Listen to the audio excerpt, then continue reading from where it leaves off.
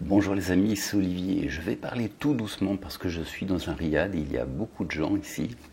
Alors je suis actuellement à Marrakech au Maroc et tout à l'heure alors que je me reposais dans mon lit, j'ai eu une espèce de révélation. Alors je ne sais pas s'il s'agit d'une révélation intellectuelle ou si ça vient du Saint-Esprit, mais je pense que ça vient de l'Esprit.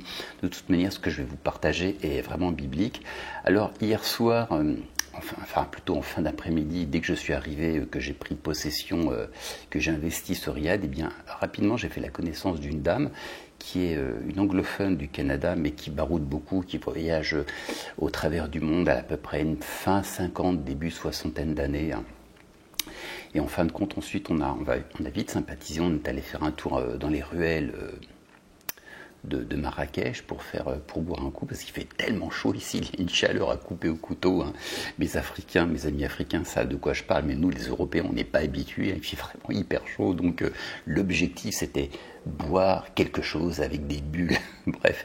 Et en sympathisant avec cette personne, eh bien j'ai vite fini par découvrir le fond de cette femme qui ne connaît pas encore le Seigneur à ma connaissance, mais j'ai commencé à lui parler de ma foi, de lui parler du Seigneur. Et j'ai vite découvert que c'était une femme qui avait un grand cœur, qui aimait vraiment aimer les gens. Elle a vraiment un cœur pour les gens qui sont pauvres notamment. Et à un niveau individuel, elle aime bien rendre service aux enfants, aux femmes qui sont seules, qui n'ont pas d'assistance, qui n'ont aucune assistance matérielle. Hein. C'est pas comme en Europe où on peut être pris en charge financièrement, qu'on a des tout petits revenus, voire pas du tout de revenus. Et donc c'est une femme qui aide beaucoup. Et notamment, elle est domiciliée au Sénégal actuellement. Et donc j'ai compris que c'était une femme qui avait un grand cœur et qui aime rendre service à son prochain. Mais tout à l'heure, je réfléchissais à cette chose, et lorsque vous avez l'onction du Seigneur avec vous, vous pouvez accomplir tellement plus, tellement plus. Ce dont on a besoin dans la vie, c'est d'être loin du Seigneur, lorsque le Seigneur est avec nous. Et il y a un épisode mentionné souvent, totalement mécompris dans l'Apocalypse. On parle de ce que certains appellent le millénium, hein, le règne de 1000 ans.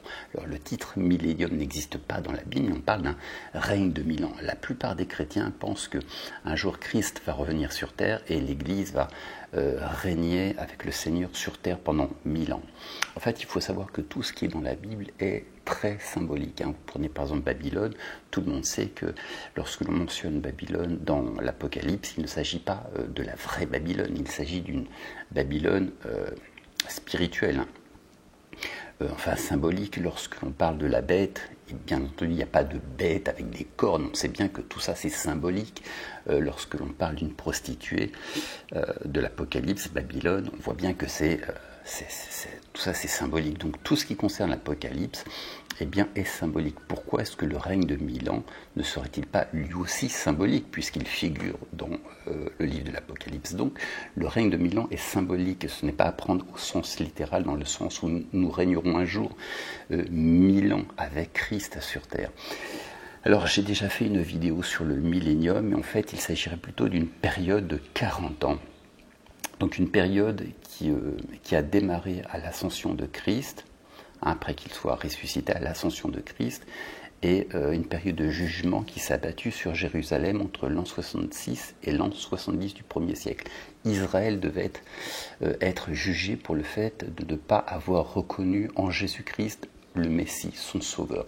Donc un jugement s'est abattu sur Israël entre 66 et 70. Donc le règne de 1000 ans, je ne vais pas rentrer dans les détails, mais ce serait plutôt une période de 40 ans entre l'ascension de Christ et le jugement d'Israël. Donc il s'agirait de 40 ans. Il s'agit donc d'un chiffre qui est symbolique. Alors pourquoi 1000 ans? Lorsque vous faites l'étude de ce mot 1000 ans, enfin de ces deux mots 1000 ans dans l'Ancien Testament, eh bien vous apercevez qu'on insiste plus, le chiffre 1000 a une valeur de qualité, hein, d'un travail de qualité. C'est une espèce de, je dirais pas de perfection, mais c'est un jugement de valeur énorme. Hein. Donc c'est symbolique, et le chiffre 1000 met plutôt en valeur la qualité, l'excellence du travail accompli. Et mes amis, le Seigneur veut nous donner aussi individuellement notre millénium, notre règne de 1000 ans avec Christ. Pourquoi parle-t-on de 1000 ans dans l'Apocalypse? Eh bien pour dire que les disciples, en quelques années, ont accompli, une poignée de disciples a accompli ce qu'il aurait fallu à d'autres hommes, s'il aurait peut-être fallu 1000 ans à accomplir. Les premiers disciples, en quelques années seulement, en 40 ans, eh bien, ont évangélisé une bonne partie du monde et amené des dizaines, des centaines de milliers de gens à Christ. Ils ont accompli en quelques années seulement ce qu'un groupe d'individus lambda aurait mis 1000 ans à accomplir. Et c'est ça le millénium. Et pourquoi ont-ils pu accomplir en juste 40 ans ce qu'une personne lambda aurait dû accomplir en 1000 ans? Parce qu'ils avaient la présence de Dieu dans leur vie, ils avaient l'onction, ils avaient la manifestation des dons spirituels, Dieu les accompagnait dans ce qu'ils faisaient.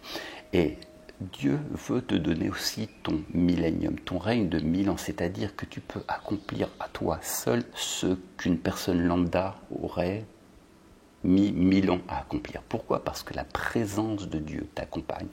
Donc, mes amis, lorsque tu as la présence de Dieu, lorsque le Seigneur bénit tes actions, tu peux faire quelque chose d'extraordinaire.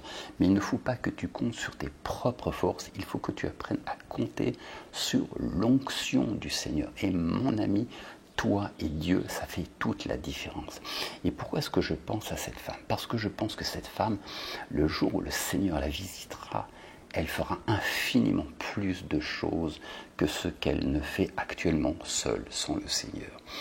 C'est étonnant ce que le Seigneur peut faire au travers d'une personne lorsque le Seigneur rentre dans sa vie. Mais il faut aussi lui laisser les commandes.